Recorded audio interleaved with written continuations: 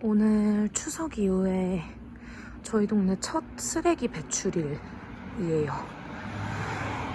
추석 기간 동안 쓰레기 배출이 금지됐었는데 쓰레기가 아까 저녁에 봐도 정말 많이 쌓였더라고요. 지금 새벽 1시 반인데 일부러 수거하시는 분들 계신 시간에 맞춰서 나와봤어요.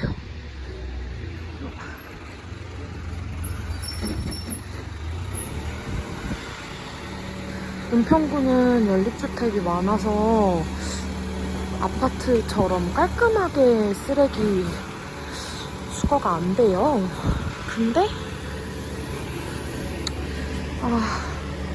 이건 좀 너무하지 않나요? 쓰레기 냄새가 진동을 하는데 이게 심지어 지금 아까 제가 저녁에 봤던 것 중에서 좀 일부가 줄어든 것 같거든요? 근데 아무리 명절 이후라고 해도 이제 쓰레기들 봐도 뭔가 뭉쳐져 있는 것들이 보이기도 하고 마구잡이로 버려진 것들도 막 보이잖아요. 뭐 어디 담겨있지도 않고 스티커가 있는 것도 아니고 그런데 이런 거 볼 때마다 이게 진짜 다 필요해서 나온 쓰레기들인가? 정말 이 쓰레기들이 다 있어야 했을까? 하는 생각이 정말 많이 들어요.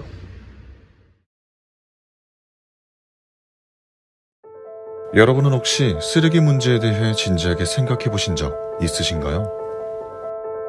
매스컴에서 쓰레기 문제에 대해 이야기하는 빈도가 높아지고 있습니다. 그렇다면 우리는 쓰레기 문제에 왜 관심을 가져야 할까요? 쓰레기가 더럽기 때문에? 냄새나기 때문에? 쓰레기 문제에는 우리가 생각하는 것보다 훨씬 많은 문제들이 엮여 있습니다. 그런데 우리는 그에 대해 잘 모르고 잘 모르다 보니 나의 문제로 받아들이지 않습니다. 쓰레기 문제는 기후위기와 함께 생각해야 합니다. 쓰레기는 기후위기의 거대한 요인 중 하나이기 때문입니다. 기후위기를 유발하는 것은 온실가스입니다. 온실가스는 아주 많은 원인 행위들로 만들어지지만 그 중에서도 우리가 가장 가까이, 자주, 자연스럽게 접하는 것이 바로 쓰레기입니다. 인간의 산업활동은 소비라는 행위를 위해 이루어집니다. 소비가 이루어진 이후 이용된 재화는 폐기물이 됩니다. 그렇기 때문에 소비가 많아질수록 폐기물의 양 역시 증가할 수밖에 없는 것입니다. 혹시 지구 생태 용량의 초과라는 말을 들어보셨나요?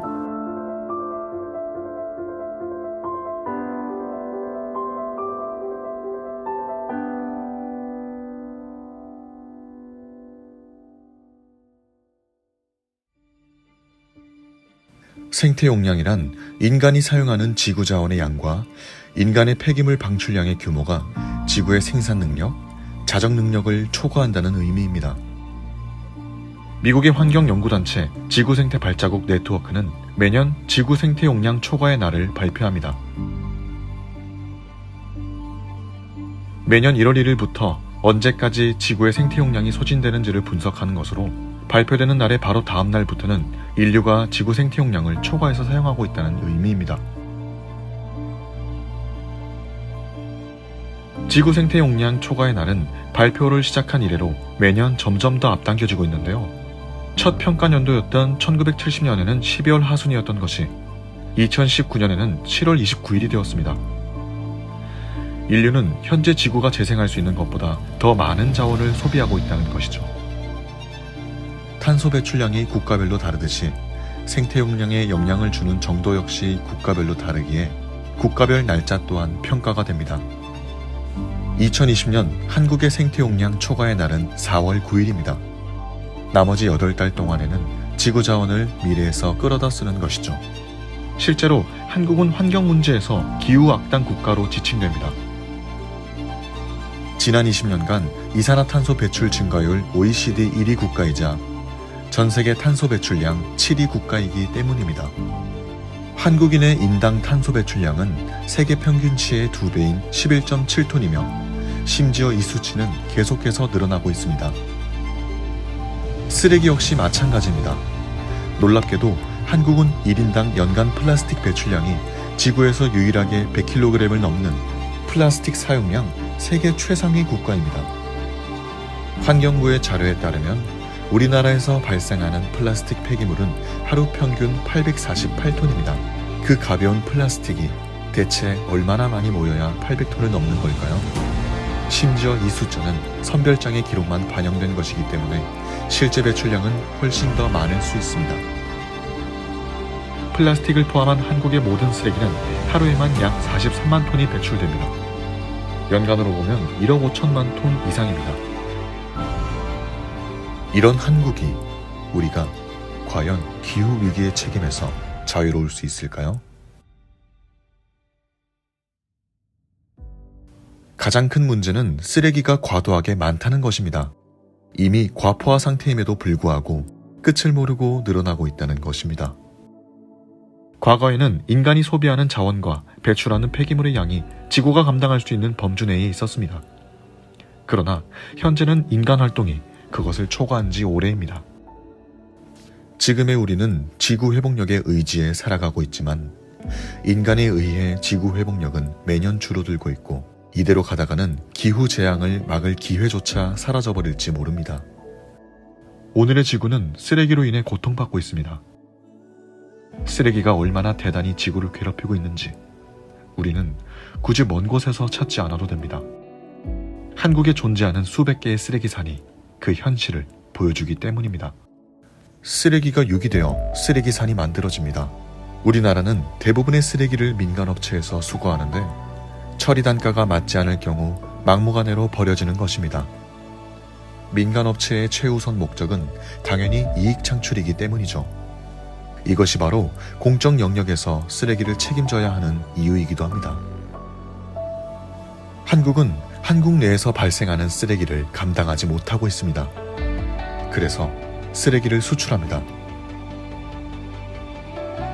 그런데 대부분의 선진국은 쓰레기를 개발도상국으로 수출합니다. 국내에서 쓰레기를 처리하는 비용보다 수출을 하는 것이 더 저렴하기 때문입니다. 그렇다면 수출된 쓰레기들은 잘 처리되고 있을까요? 그렇지 않습니다.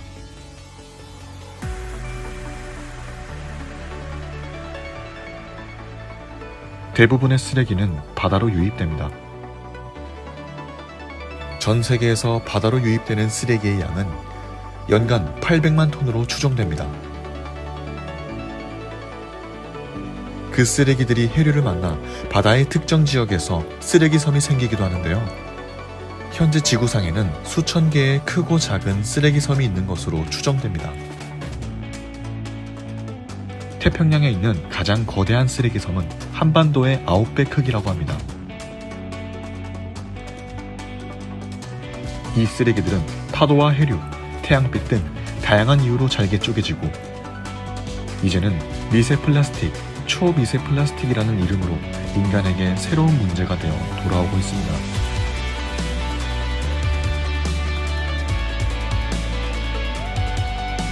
바다 생물들은 이걸 먹이인 줄 알고 잔뜩 먹어버리고 그렇게 뱃속에 플라스틱이 가득한 어류를 인간은 식탁에 올립니다.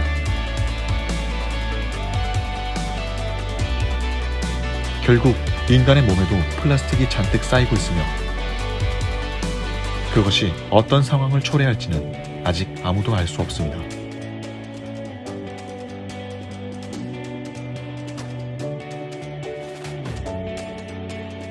시간이 갈수록 바다에는 더 많은 쓰레기가, 플라스틱이 버려지고 있습니다.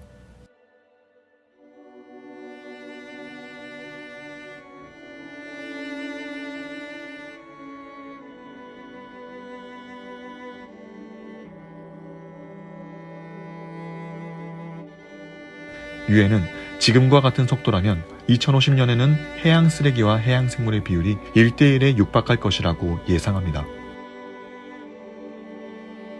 이미 지금도 바다에는 51조 개의 해양 쓰레기가 존재한다고 하는데요. 그동안 내가 열심히 버린 그 많은 쓰레기들은 다 어디로 갔을까요? 전부 지구에 있는 것입니다. 내가 버린 그 많은 것들이 여전히 어딘가에서 썩지도 못하고 표류하고 있는 것입니다. 우리는 매일매일 쓰레기를 배출하고 매일매일 새로운 쓰레기를 만들어냅니다. 우리가 변하면 쓰레기도 변할 수 있습니다. 지구는 바다를 통해 하나로 연결되어 있고 쓰레기 역시 바다를 통해 하나로 연결됩니다. 결국 쓰레기 문제는 모두가 함께 움직여야만 해결될 수 있는 문제입니다.